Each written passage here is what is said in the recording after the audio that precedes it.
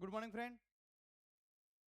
आज हम corporate accounting में वैल्यूएशन ऑफ गुडविल चैप्टर उसमें आगे सम जैसे यूनिवर्सिटी में आते हैं वैसे हमने सम 2023 और 2024 का एचएनजी यूनिवर्सिटी में जो सम आए हैं वो हमने सॉल्व करवाए। आज यूनिवर्सिटी में आए ऐसा एक आईएमपी सम जो है Narad limited, the balance sheet of Narad limited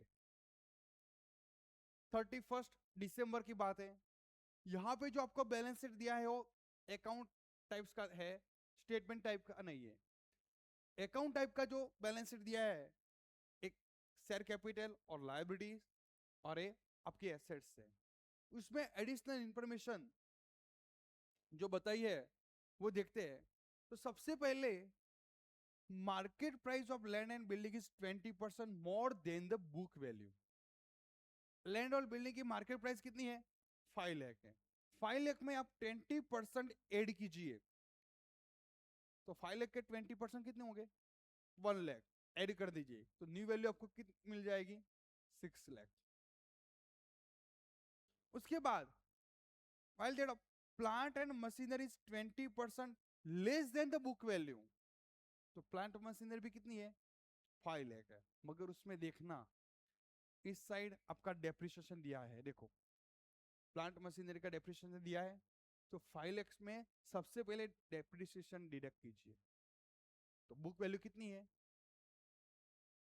4 lakh. अब 4 लाख के 20% डिक्रीज कीजिए। 4 लाख के 20% कितने हो गए? 80,000, 80,000 माइनस कर दीजिए। 4 लाख में से 80,000 माइनस किया कितना मिला? 3,20,000। न्यू वैल्यू आपको क्या मिलेगी? 3,20,000। फिर उसके बाद market price of 20% of stocks is 20% more than the book value. अब देखो मार्केट प्राइस ऑफ 20% स्टॉक कितना है हमारा? 2 लाख है। 2 लाख के 20% कितना हुआ? 40,000। उसके वापस 20% मोर 20% 8,000 ज्यादा है तो आपकी न्यू वैल्यू कितनी आ गई? 2,08,000 स्टॉक आ गया। यहाँ पे द रिस्क फ्री रेट दिया है interest return 10% and rate of risk involve in the business estimate 5%। तो आपका एस्टिमेट एक्सपेक्टेड रेट कितना मिला? 10 + 5 50%। तो आपका एक्सपेक्टेड रेट कितना मिला? 50%, 15%। Adjustment number 4 profit after tax. देखो प्रॉफिट आफ्टर टैक्स है तो आपको अब टैक्स डिडक्ट करने की जरूरत नहीं है क्योंकि आफ्टर दिया है। Last 3 year were 1 lakh 3 lakh 2 lakh. देखो 1 से 3 इंक्रीज हुआ, फिर 3 से 2 हो गया, डिक्रीज हुआ। इंक्रीज डिक्रीज हो प्रॉफिट तब हम कौन से प्रॉफिट फाइंड आउट करेंगे? Simple average profit. यहाँ पे वेटेड एवरेज प्रॉफिट फाइंड नहीं करेंगे, सिंपल वेटेड प्रॉफिट। तीनों का टोटल करके 3 से डिवाइड कर दीजिए। क्या करेंगे? तीनों का टोटल करके 3 से डिवाइड कर देंगे तब जाके आपका प्रॉफिट मिल जाएगा। Last you required to calculate the amount of goodwill at the 3 times of super profit. Super profit के 3 टाइम्स करना है। तो देखो आपके यहाँ पे बैलेंस शीट दिया है, एडिशनल इंफॉर्मेशन है। अब हम हमारा सम सॉल्व करेंगे तो देखो 10 मिनट्स में आपका सॉल्व कंप्लीट हो जाएगा। तो अब देखो सबसे पहले हम 5 स्टेप, तो यहाँ पे हमने स्टेप लिख दिया है। स्टेप 1 कैपिटल एम्प्लॉयड है, स्टेप 2 एक्सपेक्टेड प्रॉफिट का है, उसके बाद step 3 average profit, step 4 super profit और स्टेप 5 हमारा गुडविल। तो अभी हम स्टार्ट कर देते हैं। सबसे पहले सॉल्यूशन करते हैं। तो यहाँ पे देखो सबसे पहले हमें लैंड एंड बिल्डिंग की बात की है तो market price of land and building कितनी है? 20% more than the book value. तो हमारी बुक वैल्यू कितनी थी? 5 लाख। तो 5 लाख में से सबसे पहले हम total assets, land and building 5 lakh into 20% increase करना है, तो न्यू वैल्यू हमारी 1 लाख ऐड होके कितनी आ गई, 6 लाख। उसके बाद machinery 20% less than the machinery 20% less than the book value. हमारी जो बुक वैल्यू है उसमें से हमें 20% डिडक्ट करना है। तो हमारी बुक वैल्यू, तो हमें मशीनरी दिया है कितनी, 5 लाख दिया है। 5 लाख में से 1 लाख डिडक्ट कीजिए, कितना मिलेगा, 4 लाख। अब 4 लाख के 20%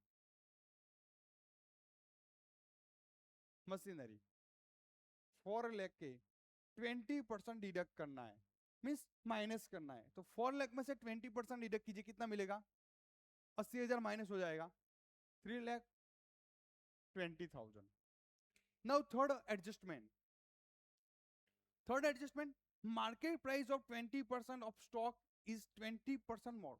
देखो आपको जो बुक वैल्यू जो स्टॉक की दी है उसमें से 20%, तो बुक वैल्यू कितनी है स्टॉक की, 2 लाख है। 2 लाख के 20% कितना हुआ, 40,000। उसमें 20% मोर देन बुक वैल्यू, 40,000 के 20% कितने मिले, 8,000। तो वो 8,000 ऐड करना है, तो न्यू स्टॉक हमारा कितना मिला, 2,08,000। तो यहाँ पे हम स्टॉक लिखेंगे 2,08,000। उसके बाद थर्ड एडजस्टमेंट 50% वाला दिया है, तो वो हमारा एक्सपेक्टेड रेट है 10 + 5, 15% जो दिया है 15%, वो हमारा एक्सपेक्टेड प्रॉफिट ढूंढने के लिए रेट ऑफ एक्सपेक्टेड दिया है। एडजस्टमेंट नंबर 4, जब हम एवरेज प्रॉफिट ढूंढेंगे तब जाके देखेंगे। अब जो एसेट्स आपको दी है उस पर एक भी एडजस्टमेंट नहीं है, तो वो एसेट्स में हम बुक वैल्यू लिखेंगे। सबसे पहले गुडविल, गुडविल हमें ढूंढनी है, गुडविल हम यहाँ पे लिखेंगे नहीं, फाइंड आउट नहीं करेंगे। लैंड बिल्डिंग हो गया, प्लांट मशीनरी हो गया। अब उसके बाद यहाँ पे जो 12% टैक्स फ्री जो गवर्नमेंट सिक्योरिटी दी है वो फेस वैल्यू दी है। गवर्नमेंट सिक्योरिटी जो आपको इन्वेस्टमेंट जो दिया है वो आपका नॉन बिजनेस इन्वेस्टमेंट है। नॉन बिजनेस इन्वेस्टमेंट हम यहाँ पे एसेट्स पे नहीं लेंगे, क्योंकि हम नॉन बिजनेस इन्वेस्टमेंट पे उस पर परसेंटेज निकालेंगे। तो 1 लाख के 12%, आपका जो 1 लाख दिया है उसका 12% कीजिए तो कितना होगा, 12,000। वो 12% आप डिडक्ट करना है एवरेज प्रॉफिट में से, तो हम यहाँ पे नहीं लेंगे। स्टॉक, स्टॉक हो गया हमारा। अब ये तीनों जो एसेट्स है, डेटर्स, कैश बैलेंस और प्रीमियम एक्सपेंसेस, तो प्रीमियरी जो एक्सपेंस है वो फिक्टिटियस एसेट्स हम यहाँ पे नहीं लेंगे, फिक्टिटियस एसेट्स हम यहाँ पे नहीं लेंगे। तो यहाँ पे बची दो, डेटर्स और कैश बैलेंस। तो वो हम करंट जो हमारी एसेट्स है वो दोनों बुक वैल्यू से लिखेंगे। तो यहाँ पे लिखो डेप्टर्स और कैश बैंक। डेप्टर्स कितनी है, 1,50,000। कैश बैंक कितनी है, 1,22,000। ओके, हो गया, उसका टोटल कर दीजिए। अब लाइब्रेरी साइड, तो लाइब्रेरी साइड में हमें यहाँ पे एक भी एडजस्टमेंट यहाँ पे हमें नहीं दिया है।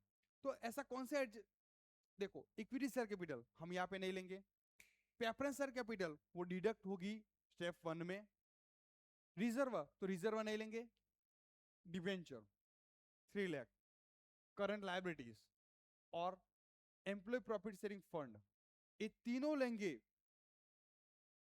मगर यहाँ पे प्लांट मशीनरी नहीं आएगा क्योंकि डेप्रिसिएशन है, वो तो डिडक्ट हो गया। तो तीनों लाइबिलिटी हम यहाँ पे लिखा है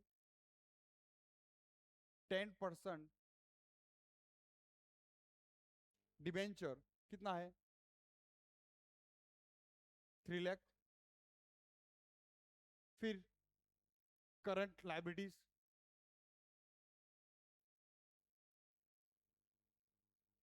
कितनी है, 1,50,000 और प्रॉफिट शेयरिंग फंड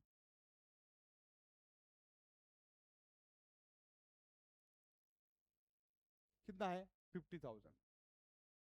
तीनों मिला के कितना हुआ, 314 + 1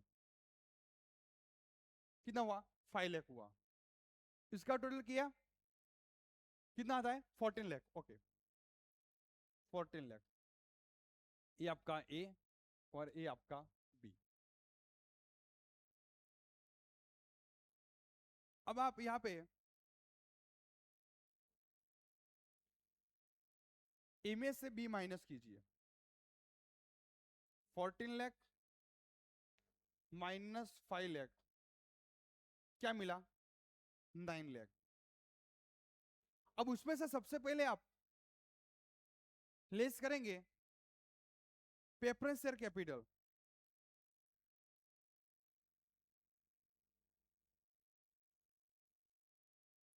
प्रेफरेंस शेयर कैपिटल आपकी कितनी दी है? 5 लाख। क्या मिला आपको?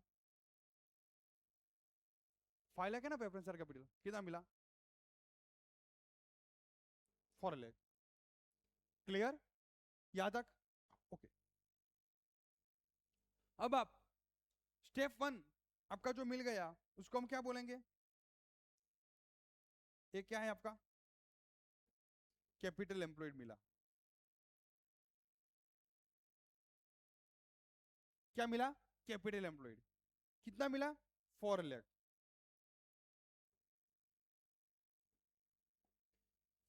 4 लाख के 15%, 10 + 5, 4 लाख के 50% कीजिए 15%, कितना मिलेगा? 60,000, 60,000 हुआ। क्लियर? आपका step 2 complete. Now step 3। Step 3 के लिए हमें एक प्रॉफिट दिया है। प्रॉफिट आफ्टर टैक्स है। देखो प्रॉफिट आफ्टर टैक्स है 1 लाख, 3 लाख और 2 लाख। इंक्रीज डिक्रीज है तो हम simple average profit find out करेंगे। तो स्टेप 3,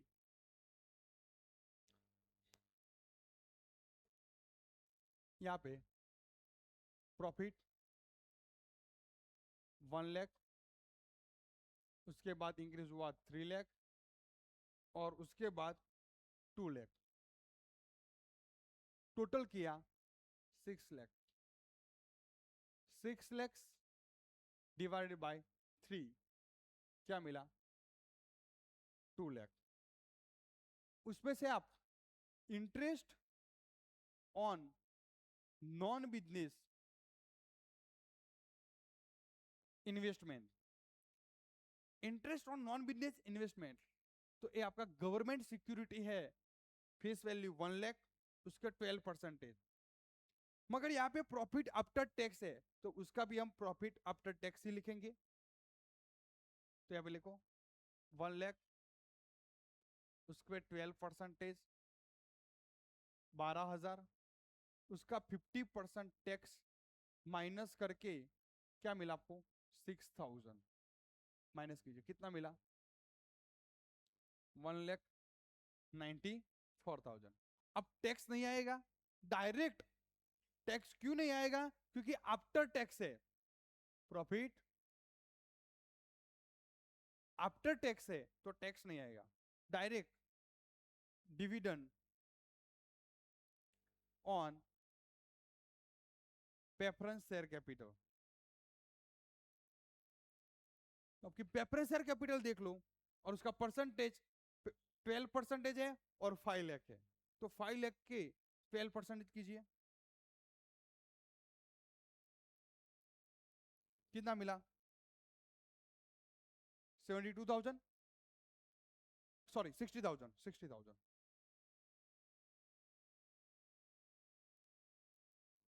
माइनस कीजिए। 1,94,000 माइनस 60,000 कितना मिला?